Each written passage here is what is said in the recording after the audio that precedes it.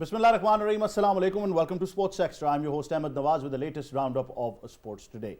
The fact is that the English Premier League is providing some very competitive games, but then again you've got to talk about the entire league. You've got about the teams that are near the relegation zone and what's happening at the top of the table as well. We see clear dominance from teams that have dominated in the past, and particularly we always talk about Liverpool and Manchester City. Of course, you talk about Arsenal. They were in set to regain form, one of the favourites as well since the past few seasons. They've really improved, but things have not been working their way. So we're going to be talking about some of the games as well. Also, there's a League Cup final happening. Champions League games are also happening. So it's all about football on the show. And we, of course, talk about the games where Man City has beaten Brentford, Liverpool has beaten Luton, and Liverpool are continuing their dominance. Like I said, Luton already on the other weekend had lost to Manchester United as well. Almost a scare once again. But thankfully, that didn't end in the way where many pundits would have believed it's going to end. So we're going to talk all about that. What's the latest of news? What's happening in the Premier League? And, you know, some of the models as well. Because like I said, I think right now the most important topic in the Premier League is what is Liverpool going to be post Jurgen Klopp. So I think that is very important to gauge that strategy as well. So we'll talk about that. And of course, City looks like, you know, a dominant team for the next 5 seasons as well. So I think that system in place has really helped. One of the few teams that I said is going to have that system in the next 5 years is going to be Newcastle United. So we all know why. So we'll talk all about that. Time now to introduce the guests. First of all, in studios, we've been joined by sports expert Ali Mehdi. Assalamu alaikum, Ali. How are you? Welcome, Salam. I'm very well, Ahmed. We've also been joined by sports expert. Particularly, we've hung on to him for football today, Mr. Malik Usman. Assalamu alaikum. How are you, sir? Walaikum assalam. I'm doing well, thank you. Great to have you on the show as well. Now, like I said that, you know, a lot of competitive games are happening. But then again, I think the entire season, there's been a lot of talk about certain teams as well. And particularly, I think we can discuss them one by one, game-wise as well. But Ali Mehdi, let's talk about the table toppers right now. Like I said, this is a very critical juncture for them as well. They're going to be undergoing systematic changes in the next couple of months. How do you see their performance? Look, when you talk about, you're talking about, I believe you're talking about Liverpool over here. The thing with Liverpool is that, look, Liverpool for the first time since 2015, there's a most probably they are going to lose their long-time coach Jurgen Klopp, and like you said, there's going to be systematic changes over here. You know, Jurgen Klopp is the sort of coach. He's not only a coach; he's a player. He's like the whole coach of the whole football club. He manages the football team itself. He manages the structure. He looks after the academies too. He looks after the scouts. So losing him is going to be a massive blow for Liverpool, considering that it came in the middle of the season too. How they're going to actually recover, how they're going to go forward, we'll have to wait and see. But the fact of the matter is over here that, you know, they have to look, you know, at the present right now. They're continuing. They're at this moment they're fighting for 4 trophies. They're, you know, obviously fighting for the English Premier League, in which they're the top 2, and then at the same time they're still in the Europa League. They're still also in the League Cup final, which play against Chelsea on Sunday, and then also at the same time they're still in the FA Cup too. So, you know, they have 4 trophies up for grabs, similar to what they have way back in 2022 when they were fighting for 4 trophies and they ended up for 2. But the difference this time is that, you know, 2 things. Firstly, Jurgen Klopp is going to leave at the end of the season, and second thing is that they've got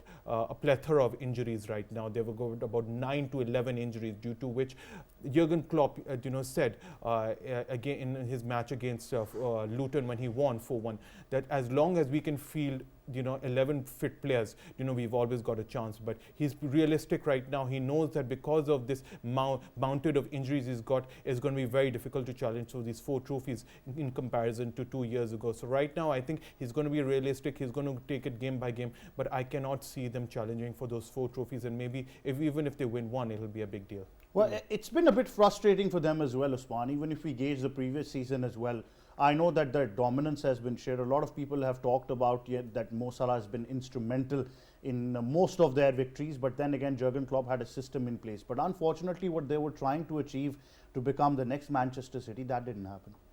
That did not happen because actually they were very close to that, isn't it? They were doing really well, and this was a team when Jurgen Klopp took over. They were a perennial team of top four, and they were never in the contention to win the title. And once they won the title in the Champions League, and they won the Champions League before Manchester City. So you can give credit to Jurgen Klopp. He started off well. He has a good structure in place. He has some good players as well.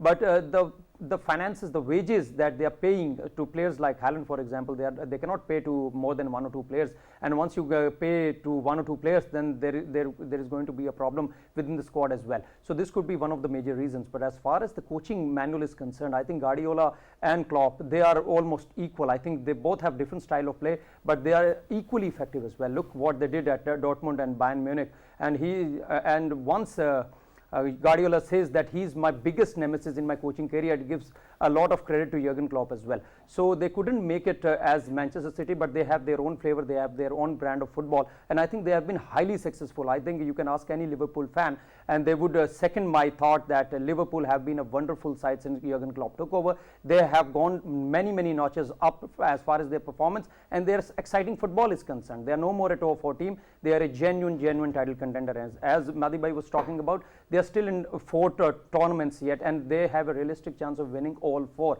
They are favourites in Europa, they can win the FA Cup. They are one team that can genuinely beat Manchester City on any day. So that is only one team. And then we are talking about the final of EPL. Certainly they can beat Chelsea as well. And just 2 years ago, they were fighting on all 4 fronts until the end of the season. That tells a lot about this team, about this squad. No, it's not about the 11 players. And in this season, you can see why. It's not always about those 11 players. They had Salah gone for African Cup and he was out for 1 month. And even now he's injured. He came back, he played half a game and he's injured. He did not play yesterday. So talking about 9-10 injuries and bringing out the players from the academies and from the reserves and still getting results, still topping the table and still having destiny in your own hands, it tells a lot about this Liverpool side. And I think they're going to have their work cut out after the end of the season, because they have to play this brand of football that is exciting even to the neutral fans as well. So one thing that actually went into this Liverpool side's favor is that that Jurgen Klopp announced it in the middle of the season that he may be leaving Liverpool by the end of the season, so the management can work on their next coach, how they're going to take it forward. Surely Jurgen Klopp is going to help them as well. Absolutely. I think he's given a system in place now. It's for the system to capitalize on itself as well, because one thing that he's given to the Liverpool fans is belief. For past many seasons they've lacked that, and I think now you see that consistency, as Usman mentioned, is certainly there.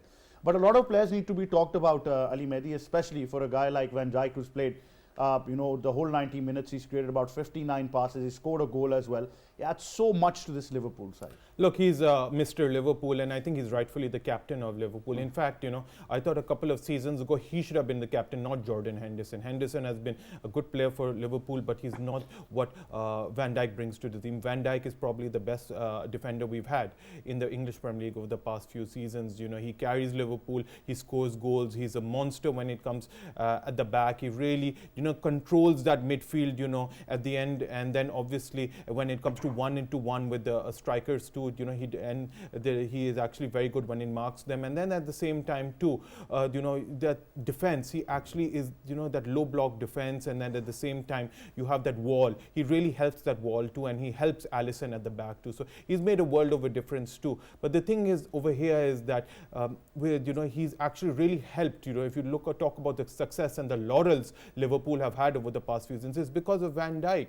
Van Dijk has done miracles for them, over the past few seasons. They won the league, I believe, in 2020 in COVID, and then after that, as soon Van Dijk got injured, and because of that, they couldn't even finish in the top 4. So it just shows what an influence Van Dijk and how amazing he is. He contributes goals over there. He also sometimes helps with assists too. But the most important thing is he has that persona over there, and that persona is so important, with the team of Liverpool. Liverpool is the sort of team which derives, and while team chemistry is so important, but you need those big figures. You need the Salahs over there, you need the Alissons over there, and Van Dijk on top of that is right on top of them piled. People talk about Salah, but the influence which Van Dijk has, I don't think any player has that sort of influence on. And Liverpool. I mean, you're doing something right when your top, front three are scoring, because that's what we saw. We saw, all 3 of them on the score sheet as well, and also the fact that Van Dijk, like you mentioned, he's Mr. Liverpool, adds so much to the team as well. But Usman, it's great to see that that true brand of Liverpool players have adapted to this system very quickly. Because why teams have struggled in the Premier League, especially when I say struggle, I see a lot of struggle in Manchester United, is the fact that the players have not been able to cope up with the system. And you got to give credit to Jurgen Klopp and the Liverpool management as well, the ownership, because they believed in that system. And that system was such a beautiful play that, you know, it had players adjusting very quickly. Otherwise, we see that, you know, it takes a lot of time. Then you bring in a star-studded player and you want to adjust him, and then the whole system is compromised. But for them, they've been very, very systematic in their consistency. I think we are giving a lot of credit to the players. I think we have to give a lot of credit to the management as well. See, it was Jurgen Klopp, and he was very, very clear about the players he wanted to have in his side. See, he was very sure about Van Dijk. He went for a world record transfer fee. He wanted Alisson. He went for a world record transfer fee. He wanted Salah at all cost. He got him. And now look at the core. Madiba is talking about Van Dijk being the Mr. Liverpool. I cannot disagree with him anymore. Look at when Jurgen Klopp stated that he's going to leave at the end of the season. Yeah. The first player they came to question was about Van Dijk's commitment to Liverpool once Jurgen Klopp leaves.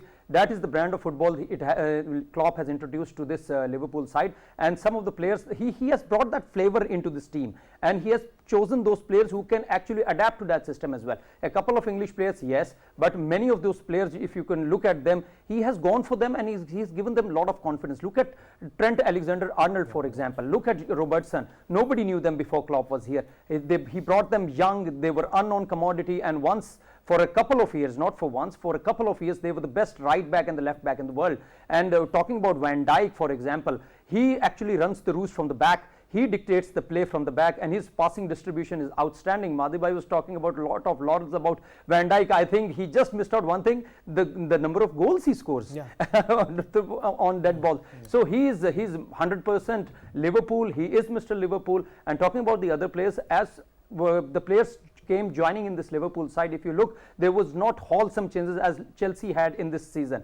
They brought 1, 2, 3 players, and they actually set up the core. That core cannot be disturbed, and the peripheral players, looking at the in the environment, the training and the learning from each other. Even players like Bradley, Jones, Elliott, everybody is contributing, and people for once don't remember Salah wasn't playing in the playing 11, yet getting 4-1 results. Absolutely. I think Usman has really summed it up brilliantly, because once you've got a strong system in place, when you believe in the consistent model, then you start producing results. Obviously, we come to the other game as well, where Manchester City were also on the victory note. They're slowly closing the gap to the league leaders right now. Liverpool as well. 1-0 the scoreline, but of course, Erling Haaland once again scoring against Brentford. But Ali Mehdi, for a team like City, I would have liked probably more dominance. So at this moment, I think I must give credit to Brentford that they were able to hold them down.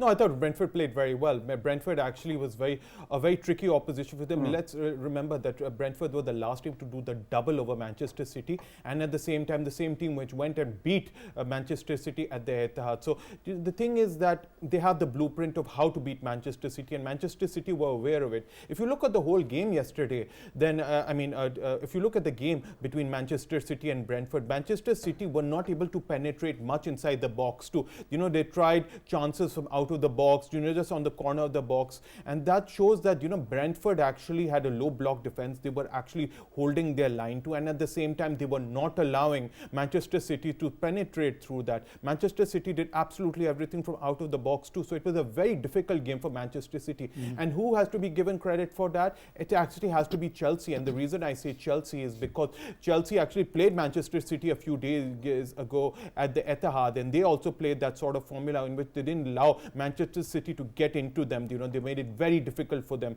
Their pressing was very good, and you know, they were trying to dominate that midfield. And for large parts of the game, Brentford did the same too. But Brentford actually did not allow Manchester City to get inside the box. And even if you look at the goal, it was a counter attack. You know, John, it was Alvarez actually supplied the ball to Haaland, and Haaland had to run from the midfield, you know, from the center, from the middle of the field, and actually had to score. And he actually skipped past one of the defender and managed to score a goal past the defense, skipped past the goalkeeper and actually scored the goal. So it just shows that why is the English Premier League the best league in the world, and I think Usman Bhai would completely agree, is because, you know, when the big teams, when they come against the smaller teams too, you know, it's always very par. You know, there's some games which are very at par, and you know, when Manchester City, you know, you come against the likes of Brentford and we come to lower league tier teams, it can be very difficult for you, and that's what Brentford showed yesterday. Brentford isn't a team which you can completely call out. It's not a team which you actually can really look past, and they showed yesterday that despite having their problems, they can compete at the level, at the elite best. So I think Manchester City did very well yesterday. They did very well, and the thing is, this is the true sign of champions, Ahmed, that even getting these 1-0s and getting past these difficult teams and getting those single solitary goals shows that this is the true making of champions. Well, they've had their scares as well. In the group stages of the Champions League, they lost to Arsenal. In the EFL Cup as well, they had a pretty good scare against Newcastle United, but obviously then they came back to the Premier League and beat them. So they've had their fair share of scares, Usman, but the fact is that they're such a strong team that they have that championship mentality that will always be there. They are a fantastic team, no doubt about it. And once Haaland is not in form, still getting grinding out results.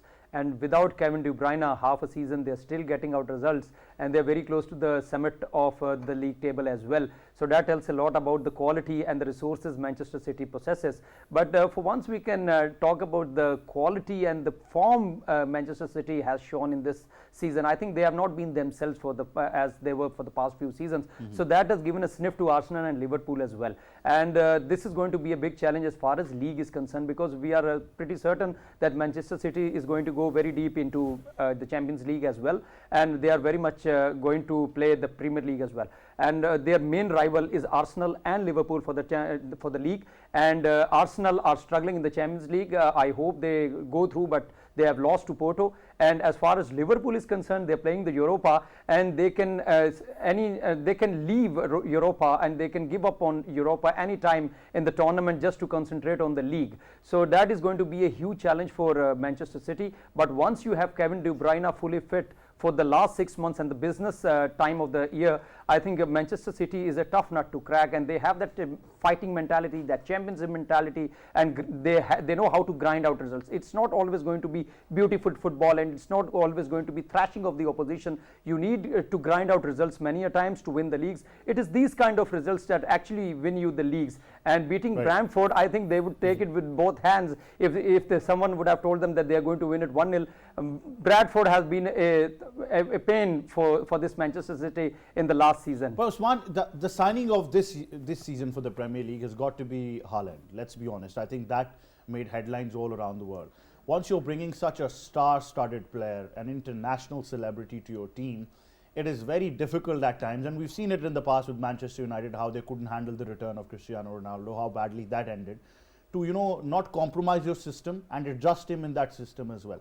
And that's where I think Pep Guardiola deserves all the credit. I completely agree with you. I think people actually don't recognize these kind of challenges that these super coaches do face. See, if you have a mid-table team or a lower level team, you don't have so many issues or so much politics going on in the squad. But having a top team, coaching a top team with so much egos going inside the squad, there are many challenges which are not shown on camera actually. And having Haaland and convincing him on a high payment or high wages, I think players like Kevin De Bruyne would have some problem with that. But he has managed it superbly. Having Erling Haaland last season, and with the form he showed last season, it was always written on the wall that he was brought to win the Champions League, and he delivered. And he delivered it so well. And this season again, he has not been himself as he was last season, but I think he's again getting heated up. His engine is again getting heated up, and once you get into the business time of this season, I think he's going to fire whole cylinders. And with the Erling Haaland, it takes Manchester City a notch above Liverpool and all the other teams that are featuring in this Premier League or any other tournament. Erling Haaland was the only reason that Manchester City was outright favourite to win the Champions League last time around. It tells a lot about his quality and commitment and his goal scoring form. Absolutely, and I think Ireland's got some support as well. They've adjusted the system brilliantly because Alvarez is right behind him if they're playing with that formation, and of course Ali Mehdi, your favourite Phil Foden is also there as well.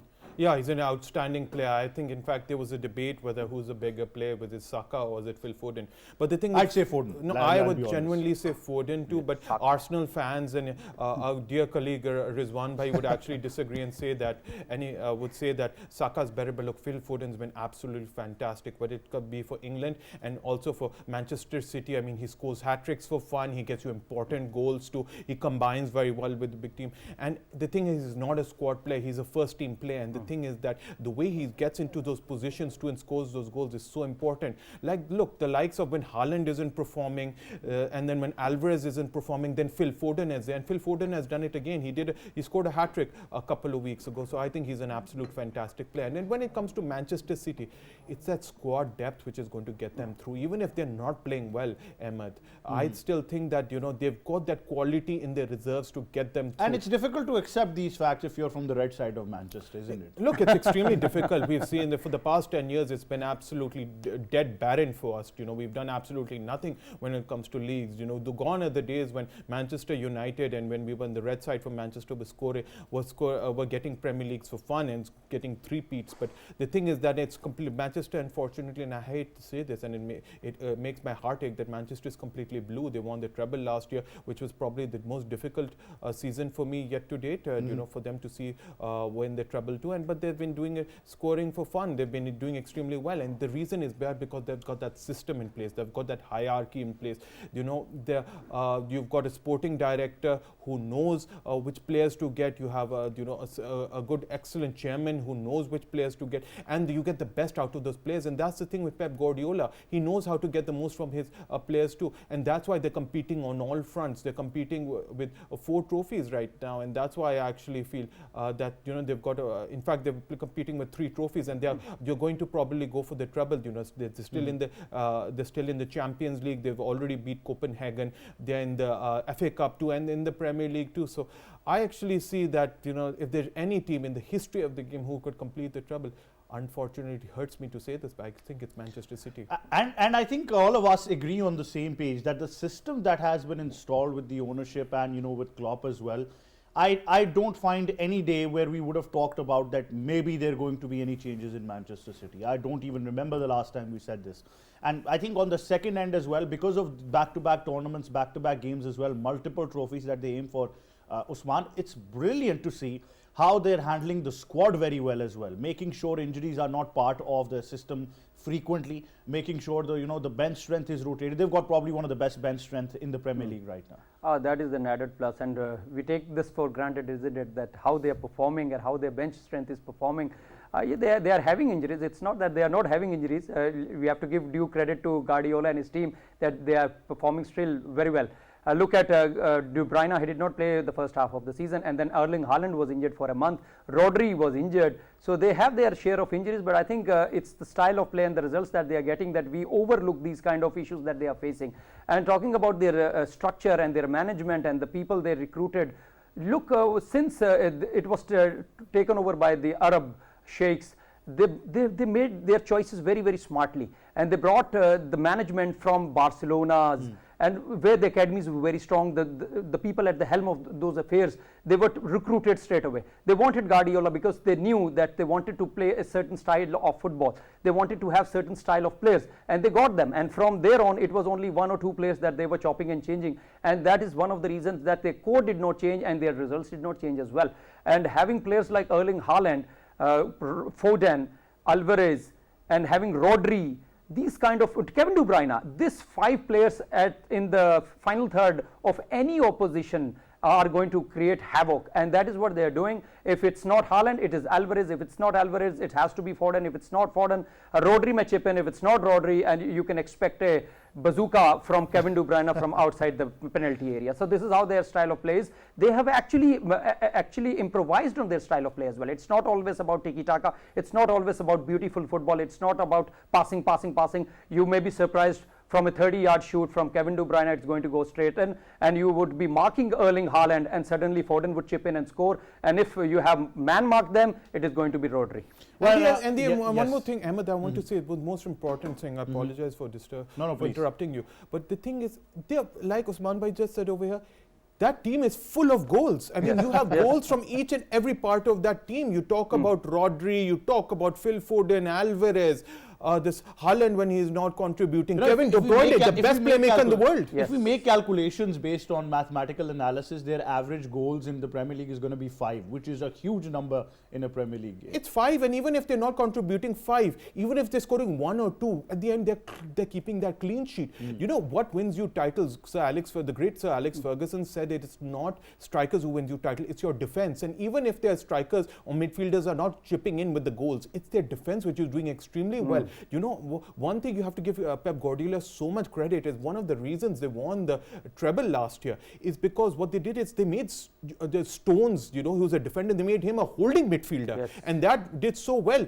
Why do you think they beat Manchester United in the FA Cup final? Because he played so well in that holding role, even in the Champions League final, towards the tail end of the season. So, you know, the fact of the matter is these players love playing for Pep Guardiola. He gets the best suited positions for them. And at the end of the day, they are the extremely valuable and they do whatever they can to actually win him games. So this was one of the points. I would just like to add one point. Yes, go ahead. Talking Please. about Stones as a holding midfielder, actually that unleashed Rodri to go forward as well and see how important goals he's chipping in with. In the Champions League final? In the Champions League final, it was his goal that won them the Champions League. That synergy as was well. almost automatic. It was they both of them were built for this kind of system as well. Yeah, but bringing Stones out from the defense, from the centre back, and having him as a defensive midfielder, it tells a lot that Guardiola is never ever satisfied. As Robin once said, that he called me at night 2 o'clock and he was talking strategies with me of football. So he lives football, and that tells a lot. His passion is excellent, and you can be envious about the passion he has for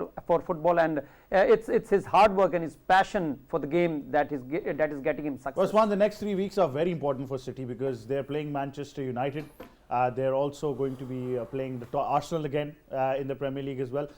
Particularly United, because that Manchester derby has got a lot of eyes. In 2 weeks of time, on the 3rd of March, they're going to be playing them. It's going to be very, very interesting to see that dominance continue again. See, games like these games are very tricky. So having a derby is always very important because even if a team is not in form, that form thing gets out of the equation. And it is always about the rivalries, and that there comes the pride and there comes the energy and everything. And I think Manchester United, for all the season that they are having, I don't think they are having a disastrous season. They are still in the mix for the top 4 as well, and that could give an extra impetus to them to play well against this Manchester City. And games like this, these are one-off games. I don't take them as a league game. These are one-off games that you have a season separately. You evaluate the season separately, and you evaluate games like these separately, because these games are about pride. It is about the bragging rights, as they say. And I think it's going to be a very, very exciting game, and having 2 games in concession along with the Champions League game, I think it is going to take toll on Manchester City, and that is one of the reasons why you cannot win trebles, quadruples in a season, because you get these tricky games in the middle of the season, and that actually creates problem for you as far as your positions are concerned in the table. I think it's going to be very exciting against Manchester United, and it is going to be very, very tricky against Arsenal, because Arsenal are also in the mix to win the Premier League. And if it's a draw, I think the most happy team would be Liverpool. that is interesting, considering that, you know, they don't want to end up like Arsenal did in the last season, having a lead and then just, you know, losing it as well. We all said that the only person to blame for Arsenal losing the title is Arsenal itself. Otherwise, they were in clear contention to win it, and a lot of these Arsenal fans had already started celebrating, and I really, really feel for them. But Ali Mehdi, before we come to Arsenal, I really want you to talk about that derby on 3rd of March. Look, it's a big, big game for both teams, you know. And for you. No, for me, for Ahmed, for everybody, you know, it's such an important game. And the most important thing, Ahmed, it's important for you because that game is going to be played on your son's birthday. So, so on your second. So I'm sorry I had to bring that up, but you know, it has that extra spice to it. But are you identifying that I should not watch the game on? No, you should. But you should. But you know that everybody in the household will be red, like always. But the fact of the matter is, and obviously I will be there with you too. But the thing over here is, like, you know, you're talking about that big game on the 3rd of March. The thing with that game is that Manchester United, you cannot write them off right now. Manchester United have been very good since the beginning of the year. On 31st of December, when they lost away to Nottingham Forest, I thought Manchester United season is dead. I genuinely thought they're not going to go far in the FA Cup too. They're going to be midterm. They're going to be in the mid-league. But look, they've done extremely well this season. Since the calendar year, they've actually racked up a lot of points. Whatever, it doesn't matter what style of football they played, whatever results. The most important thing is they've won important games. And let's not forget, Their forward Rasmus Højlund is now scoring on top, scoring on all full cylinders. He scored in 6 consecutive games too. It doesn't matter against the Lutons or whatever teams do, but the fact of the matter, they're playing well right now. They have that momentum. But Ali Mehdi, the only difference that we see from Manchester United in the previous seasons is that they've stopped drawing games against low tier sides. They're winning them now.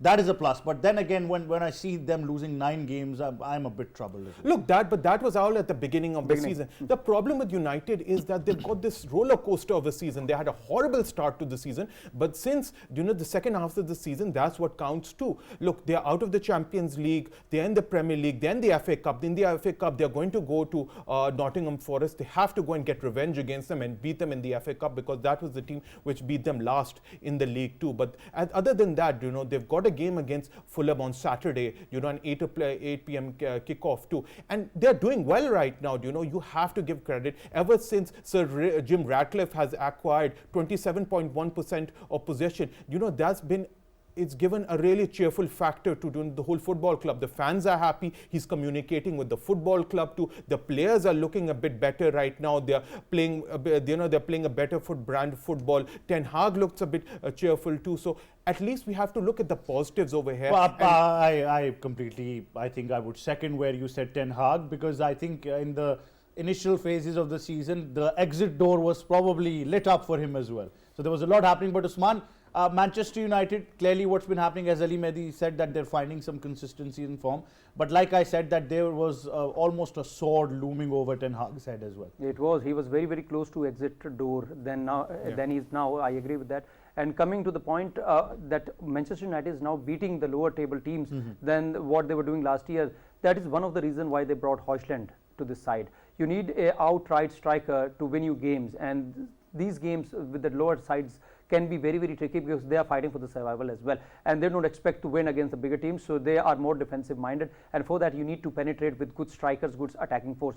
I was someone, you may disagree with me, I always thought that Rashford was never a centre forward. He was a winger, and Manchester United used him as a forward. Last year he actually scored in a couple of games, but he's not a world-class striker that can win you big tournaments or leagues. For that, players like Højlund, I think, are going to be fantastic. And now there is a feel-good factor in Manchester United environment. I agree with that. And the results are showing. You need to be on your toes all the time. See, with having Radcliffe in the mix, and with all those investments and that communication and the way he's dealing with things is extremely professional. But you may also look into the things that it can go the other way as well.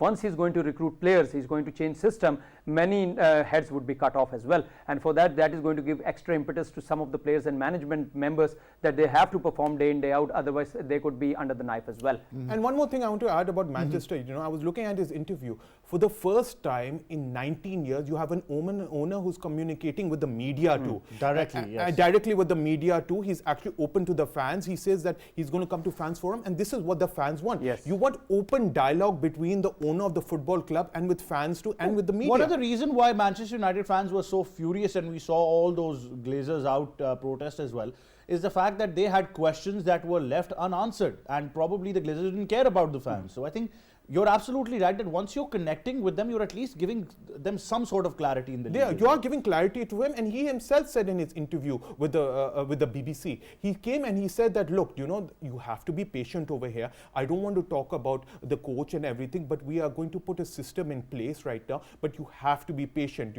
I cannot predict the future or anything, but I'm going to do my level best, and that's exactly what maybe it's going to boil down to what he does in the transfer windows. I'll be really honest. And then at the same time, he's got a new football director. He's gotten the CEO of Manchester City, who's coming in to become the football director, and then he's going to get the chairman, the dean. Then Ashworth is going to come. Dan Ashworth is going to come from Newcastle. So you've got the best minds who are going to work for Manchester, and at least we're in the right direction too. And if things go well, then hopefully if the Glazers think that the equity shares are actually increasing for Manchester United, who knows? This Ratcliffe would like to buy and get full control of the club too. So only time will tell.